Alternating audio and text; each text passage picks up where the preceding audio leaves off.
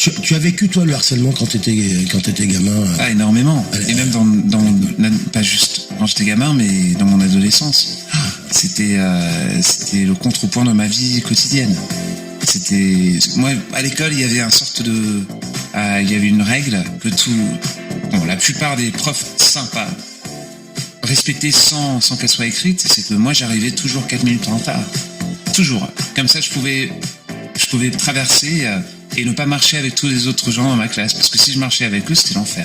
Parce que dans mon école, il fallait traverser les rues. Parce que c'était une sorte de campus, comme une université, comme la fac. Et donc, il fallait traverser les rues. Et si je marchais avec eux, c'était pas bien.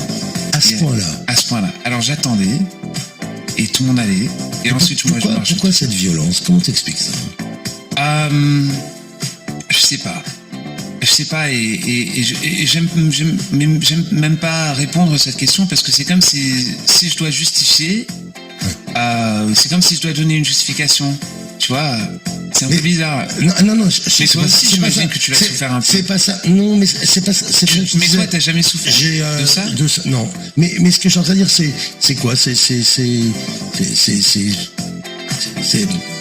Comment expliquer ça? Je sais que toi, t'as pris positif. Toi, tu t'es engagé là-dessus. C'est-à-dire non, mais moi, je déteste le harcèlement. Voilà, et il y a des campagnes contre le harcèlement, parce qu'il y a des enfants, des enfants, des adolescents, qui peuvent aller presque jusqu'au suicide. Exactement. Absolument. Donc c'est extrêmement grave. Et maintenant, ça prend une autre dimension, parce que c'est presque... le harcèlement a toujours été invisible. L'harcèlement se passe au collège, se passe à l'école, se passe dans la classe, et se passe au travail. Et la plupart du temps, c'est invisible à tous les autres gens, à part les victimes et les gens qui sont en train de le faire. Alors, ça peut se passer devant toi, et c'est très dur de le voir. Et maintenant, c'est encore plus invisible, parce que ça se passe sur les réseaux sociaux, ça se passe sur Facebook. Et là, ça prend une sorte de violence encore plus exagérée, parce que là, c'est comme si les gens ont peur de dire rien. Alors ça, c'est important, ce que je viens de dire. Si quelqu'un est victime d'un harcèlement, il faut qu'il le dise. Je crois que c'est exactement. Et c'est ça ce que j'allais dire. Toi, tu l'avais gardé pour toi à l'époque, ou tu en parlais à tes parents? Mais c'est presque avant ça. Je pense que l'harcèlement, il faut en parler. C'est un sujet, ça fait partie un peu de la vie de tout le monde. Il faut en parler. Alors, avant qu'on puisse le dire, il faut avoir la porte ouverte, et en parlant de l'harcèlement, on laisse la porte ouverte à quelqu'un de dire, en fait, je pense que peut-être moi aussi j'ai ça, et c'est pas ma faute.